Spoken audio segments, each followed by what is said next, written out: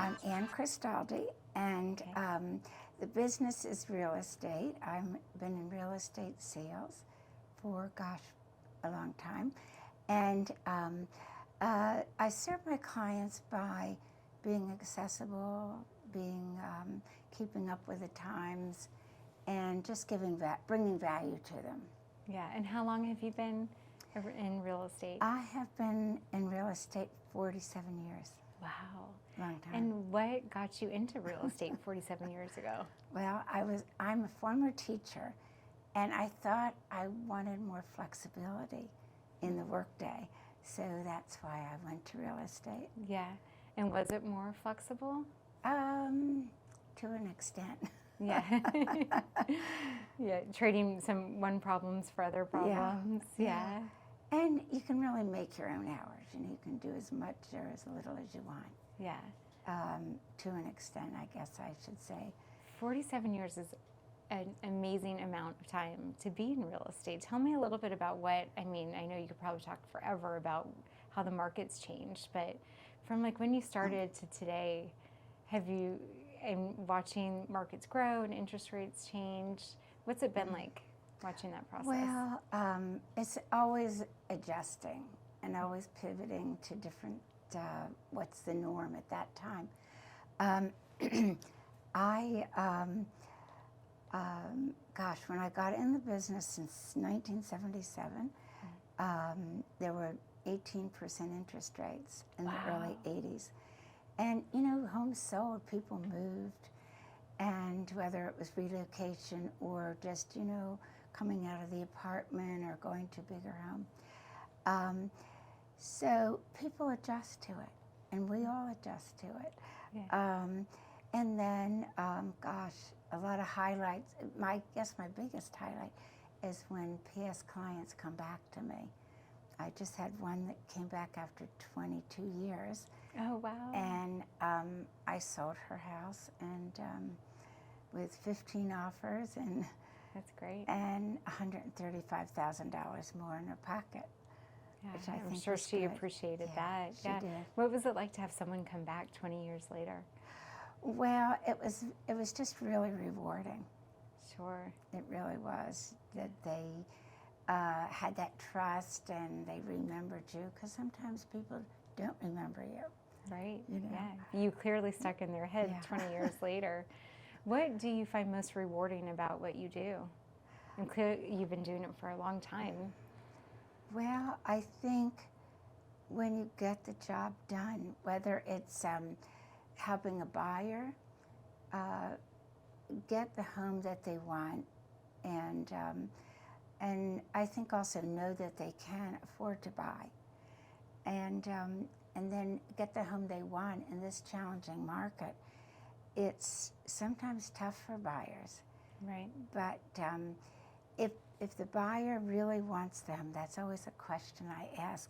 At what price and what terms do you want this home, or shall we just keep looking? I've been able to get the home for that particular buyer. So my people have always won. Yeah. That's a good way to say it, that your people have always won. But it just depends on the buyer, if they really, if that's the home for them. Right. And if it isn't, I always feel it's not meant to be. Yeah. And they'll find something better. And do you always find that kind of happens? It always happens. Always something else comes up, right? And they say, Yep. oh, I think I'm not going to cry over spilled milk over this house Right, that we didn't get. And the buyer always says, you were right, it wasn't meant to be. Yeah. So I believe in karma, what is meant to be, and the right house will turn up, or I'll dig it up, so to speak. I'll find an off-market property and for that individual. Yeah, and kind of guide them in a different direction. Yeah. What challenges are you facing in the market today, and how are you overcoming those challenges? Well, if you listen to the media, there's a lot of challenges. Yeah. However, it's always been what, they're having the hubbub over in the media and in legality. It's always been a seller's choice. Mm-hmm. I think in this market, though, you have to bring more value to the table, and I think you have to articulate the steps and walk people through, because you can't assume they remember from Right. 5 years ago. So I think that's, we've got to keep in mind that. I like Keep to keep educating them. Yes, and I like to keep in mind that, it's not as simple, and, you can't assume people remember everything, because their experience, whether they purchased before or sold before, is always skewed by, time. We all forget things. Right. And so I like to have like timelines, and really like to remind people and give them information that they're not blindsided, or they're not like, oh, big deal. But I think the market's good. I think a challenge would be the lack of inventory. But I haven't really experienced that, because like I said, I'll have a buyer, if they want a particular street, or neighborhood, and go and show me or write down houses that they like, addresses or streets, and I'll find them a property in that, wherever they want to be. Yeah. So anyway. That's amazing. I guess my biggest challenge is that I drive a lot, which I don't mind, but I do cover from D.C. to Baltimore and Wow, so Arundel you're all County. over. Everywhere except Virginia. I don't go to Virginia. No, you don't. Yeah. But you're here today. I And am. we're here, happy to have you here today. It's beautiful, Leesburg. Yeah, thank you. In all these years, do you have a favorite buying or selling story, something that like really stuck with you? That was either rewarding or challenging, and that kind of motivated you to kind of keep in this direction? I guess when I think about it, oh gosh, I probably have so many stories. But my first sale was on a busy highway, and I still remember the people. It was like, what I think is one way, oh, this is a busy 4-lane highway. It's not that for other people. So I have to think from their perspective. Right. So tell me about that first sale. Well, actually, my first sale was a horse farm in Brookville, Maryland, and I started in my main office was in Albany at that time, and then my second sale was on Route 29, outside of Burtonsville, next to a fruit stand, and it was a modular home, but it was a young couple, and they liked it. Yeah. So anyway, they stayed for a long time. Yeah. That's Anyway. good. Yeah. So that sticks out in my mind, or the people that I have helped get a home or helped sold their home as a short sale. I've done that, and they were real grateful for that. Yeah, there was a chunk of time that a lot of people had to do a lot that. of short sales, but Yeah. I would sometimes get them through in 4 weeks. Yeah, that's good So, for a short sale. You just have to go with the flow. Yeah, go with the flow. And what are you doing for advertising and marketing these days? Gosh, well, I've never did anything to start with. So Yeah. in the last few years, I have been, I'm on social media, and I do print mailing, which I never did that either. And do you feel like it's a new world of having to do more in that department? well, than it's you just used to have? different. I would say it gives you more energy. If you're doing the same thing, it gets pretty boring. Sure. And even though you're seeing different homes and whatnot, I do a lot of interviewing for Thankful Thursday. I implemented that to highlight small businesses, and especially after the pandemic, I think the small businesses were hurt. Absolutely. With people couldn't go and purchase, and Amazon took over. Yes. But So I highlight that. I started that. Tell me a little bit more about that Thankful Thursdays. Well, it's Thankful Thursday got underway because, like I said, the small businesses. And I started highlighting Main Street Chevy Chase, which they're pretty active community under the umbrella of District Bridges. And that's just right, my office is at 20 Chevy Chase Circle, so it's just right walking distance. Oh, that's nice. And a lot of shop owners and just great people and great items that they sell, different and unique and quality. Anyway, so I started doing that, and then I would branch out, maybe Gray Street Coffee in Bethesda. I highlighted, and it was just so exciting. So what are you doing to highlight these businesses? Well, I interview either the owner or maybe the manager or an employee, and ask them how, tell us something unique about the business, and just a little history and maybe highlights of trends they see in their store or in people purchasing the products, and all that from. That's a great way to give back to the community. Yeah, it is. Yeah. And one stands out to me. It was Raymer Shoes, which I dearly love, the shoe store, and because I buy all the shoes for my grandkids, which I love that. Anyway, I asked her if there was competition, and she said in her accent that she doesn't worry about the competition. She just worries about her own store.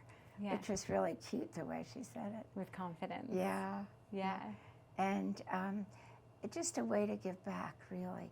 And I've interviewed people in Howard County and Montgomery, all over. That's great. And so you interview them, and then are you writing a blog about them? Or? I put it on social media. Okay. It's only turns out to be a minute clip, but I put it on social media, and so people can become more aware of the store.